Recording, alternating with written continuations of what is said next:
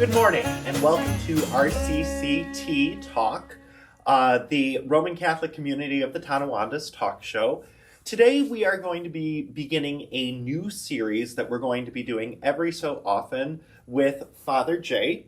Father Jay is a priest that has been in this diocese for far more years than he wants to admit.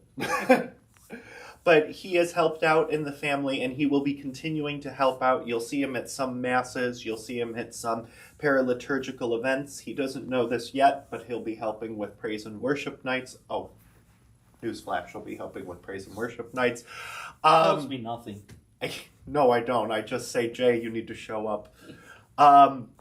And we're going to just take today as some time to introduce Father Jay to the people who don't know him, and to give you an idea of what format this is going to talk. This series is going to be called Soul Talk, and we'll get into that a little bit more after we introduce Father Jay. So first of all, how are you doing?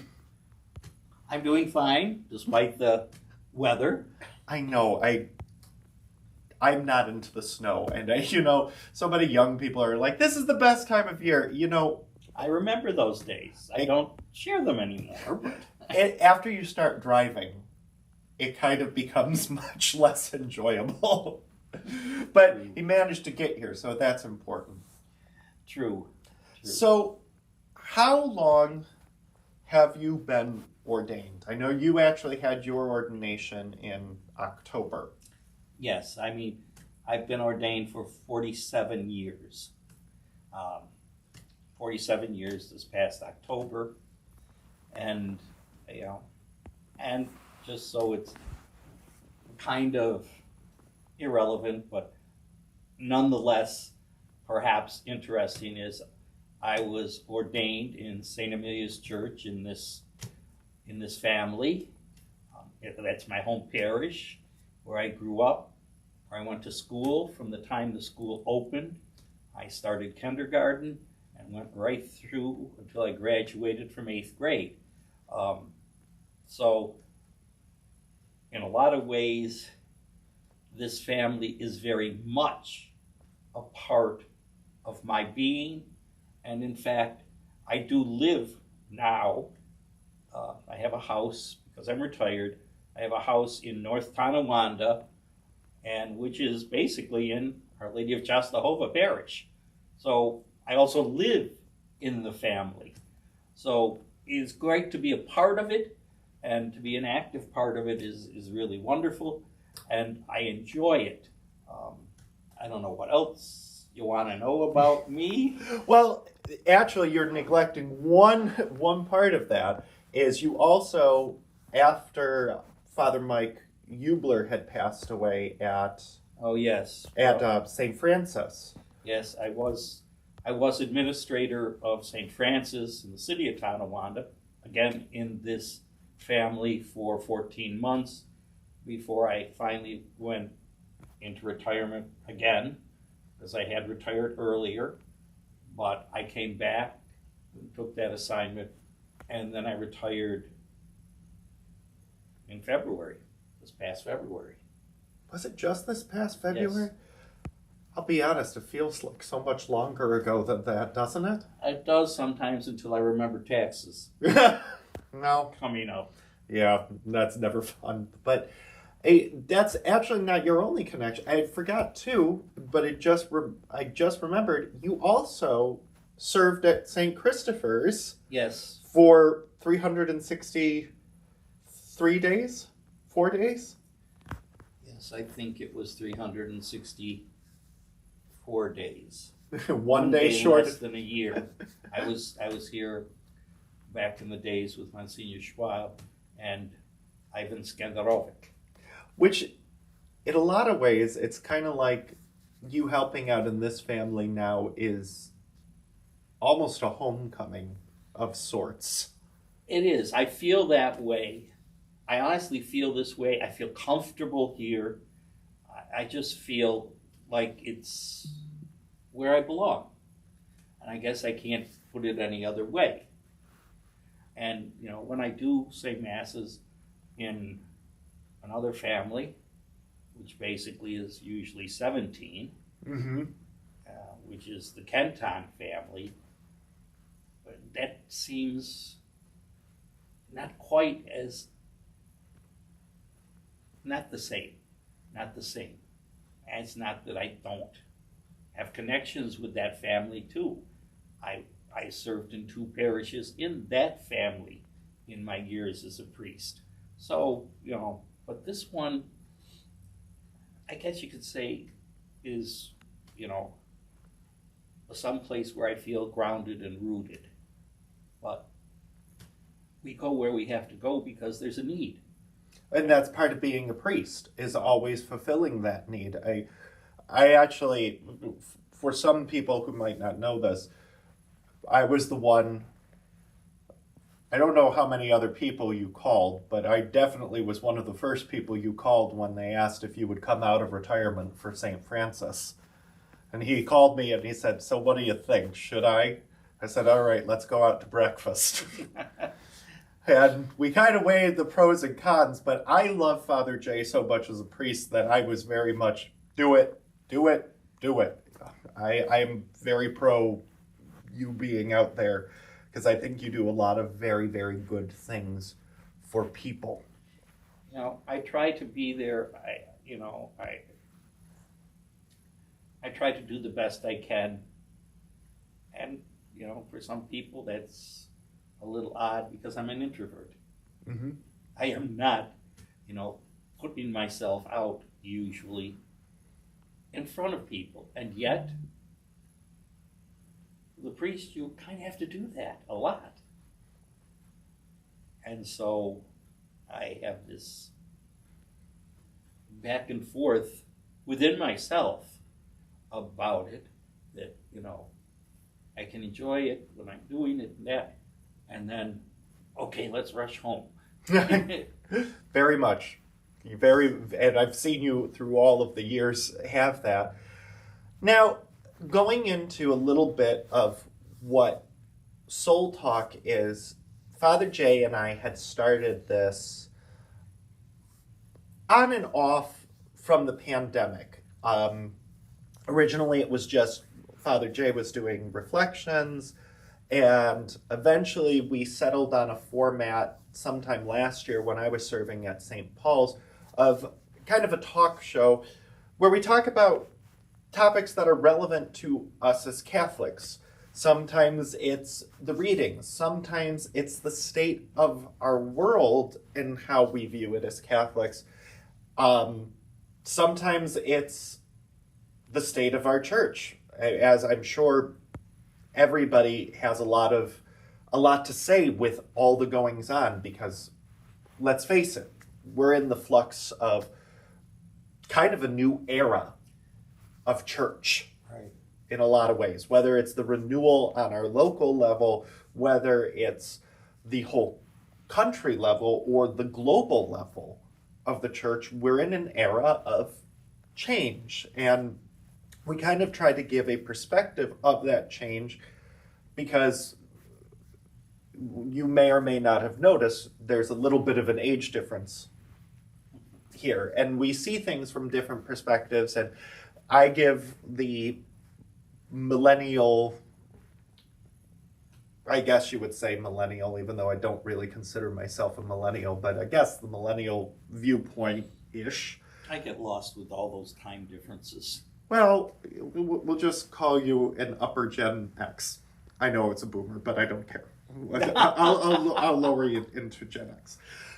And we just discuss what's going on. And Father Mike Lamarca said it was a great idea, that we can definitely do that, because when I left Paul's, we kind of had paused that, and I wanted to bring it to RCCT because it's something that, it's not a homily per se, it's just kind of a discussion, a casual discussion about, I don't know, how would you say?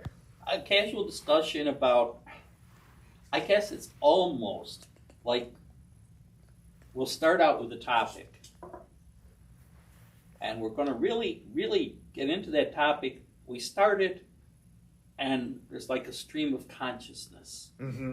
and it flows in directions sometimes that neither of us had anticipated, but one thing leading to another, and we just discuss it as it comes to us with respect to the idea that some of these topics, some of these things are not going just through our minds, but the minds of many Catholics, and that basically there is some confusion, Mm-hmm. a lot of confusion as to what people think or think they should think.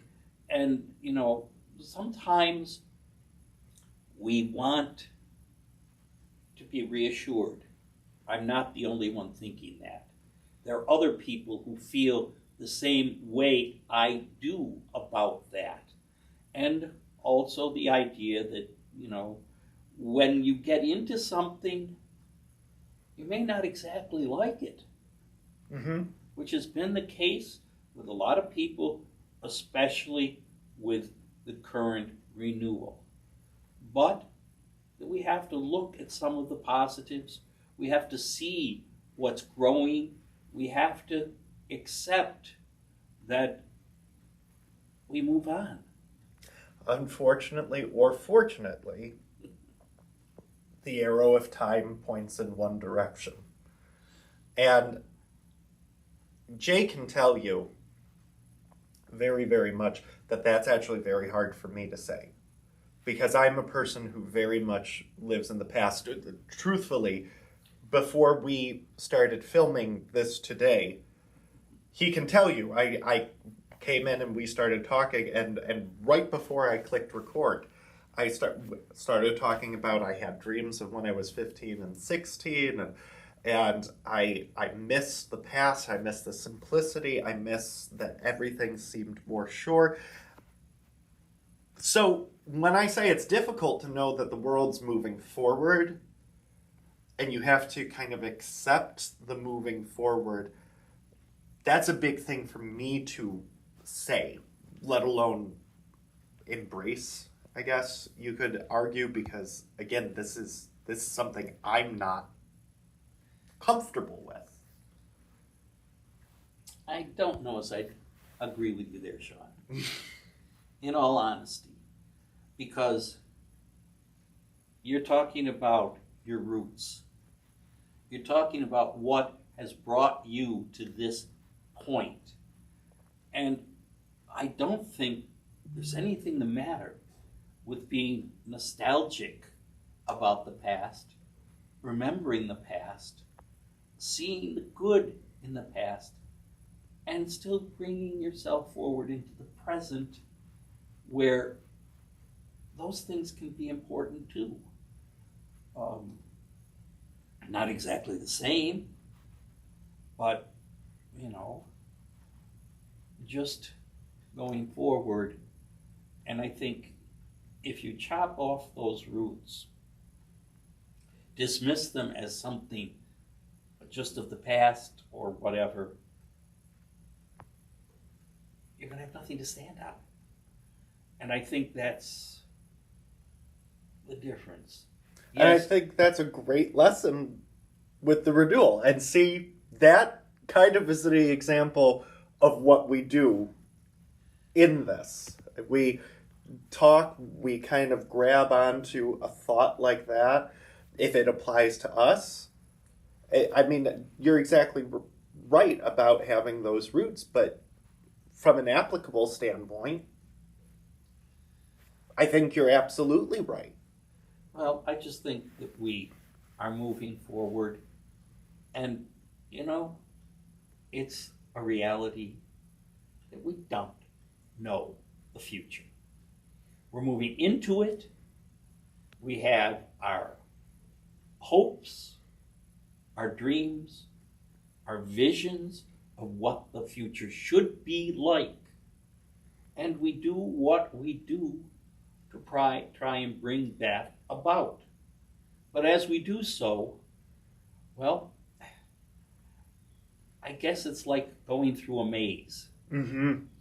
You hit a lot of dead ends. And you make turns that you don't think or have never thought about.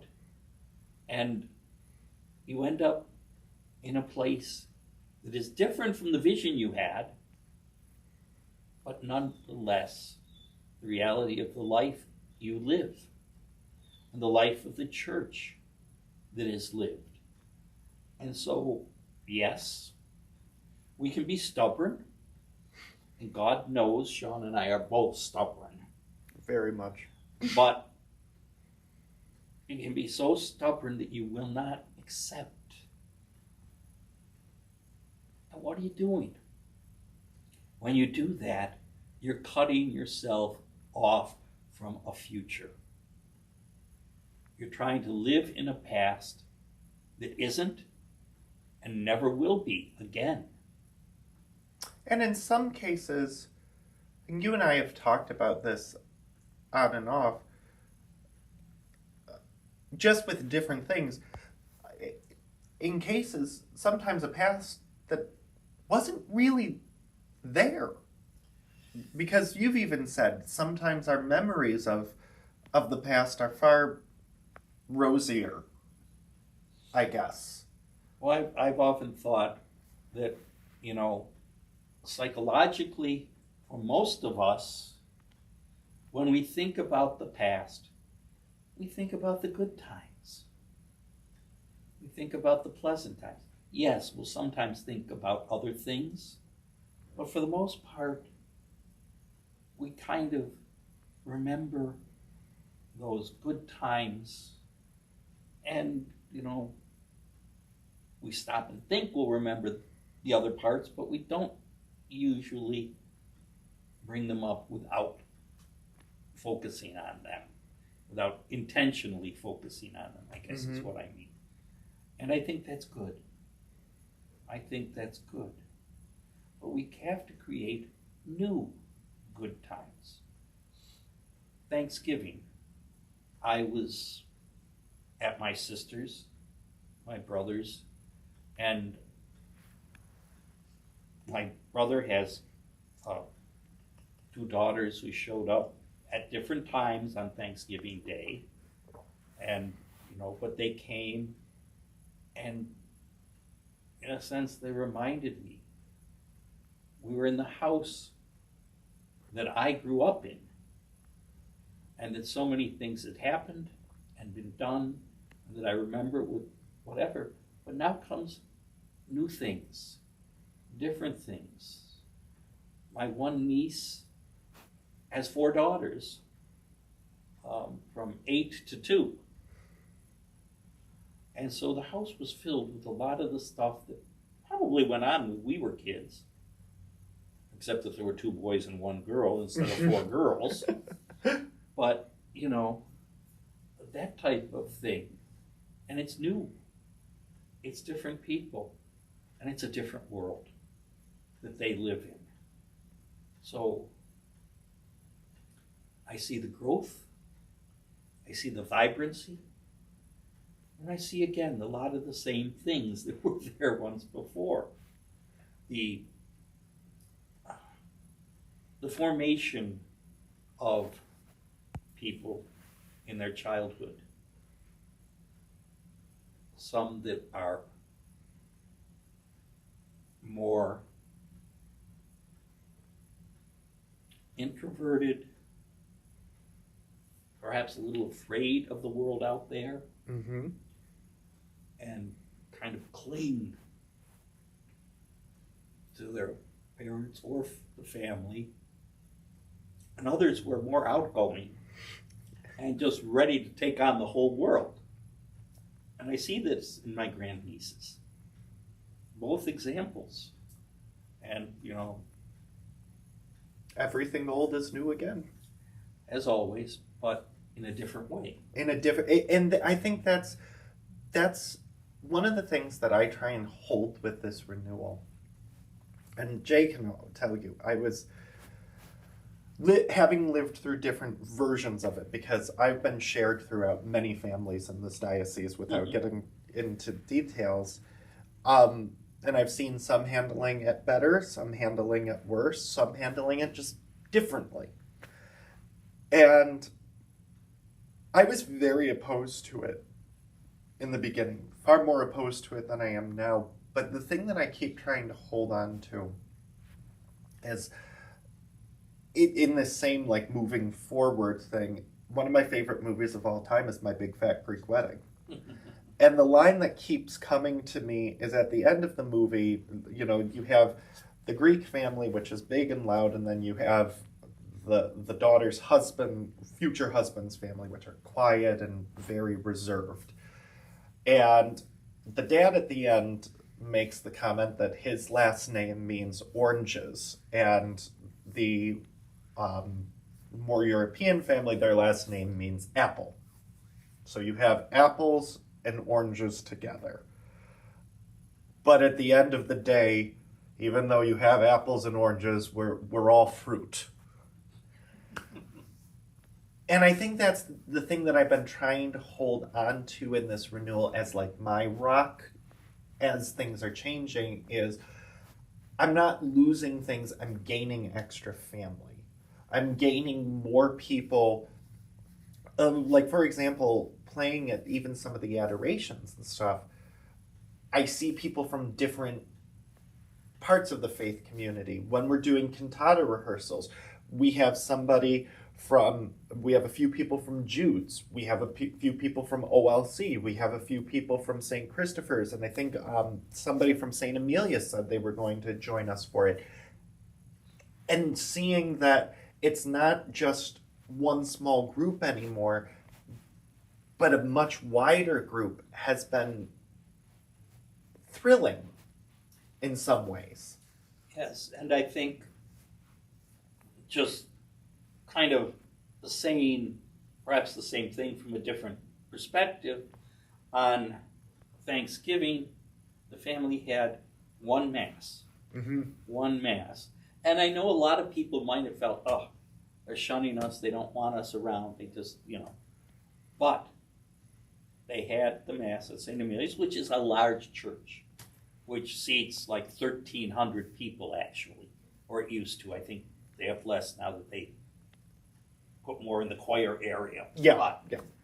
But what was I saying? But at any rate, Icon celebrated that with all of the priests of the family, and I looked out, and of course, like I said earlier, I was at St. Amelia's. It was the church I was ordained in. I'm looking out at the congregation, and having been here, there, this place, that place, I saw people from the various churches. I saw them.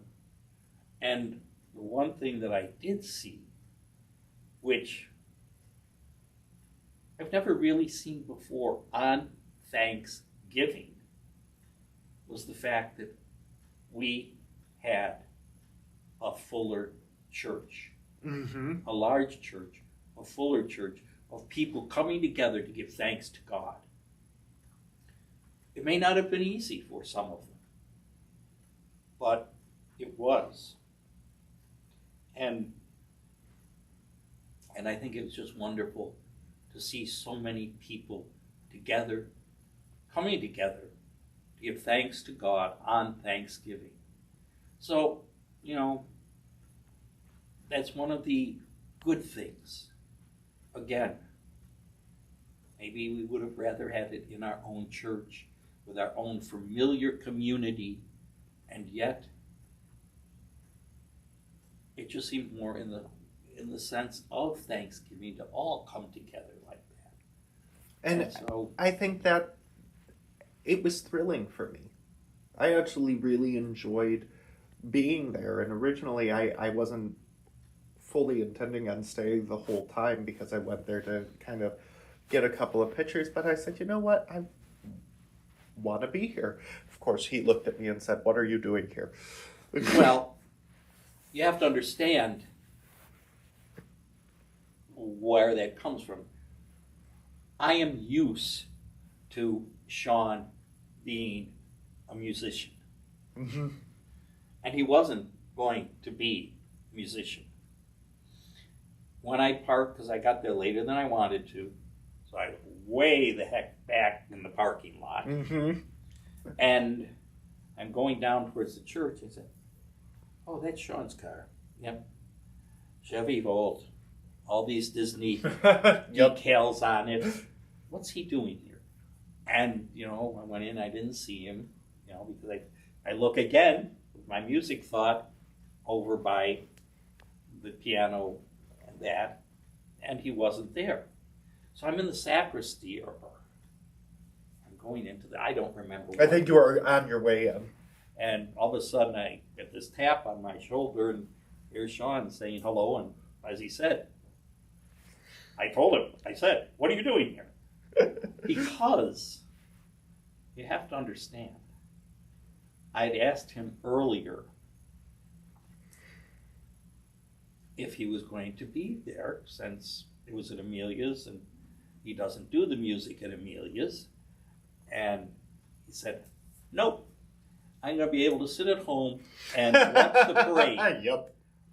Haven't been able to do that in years. That's what I'm doing on Thanksgiving. He didn't. But it was so worth it. And I think that was kind of the interesting part about it, because that was completely my intent. And I said, I'll come and take a few pictures at the beginning.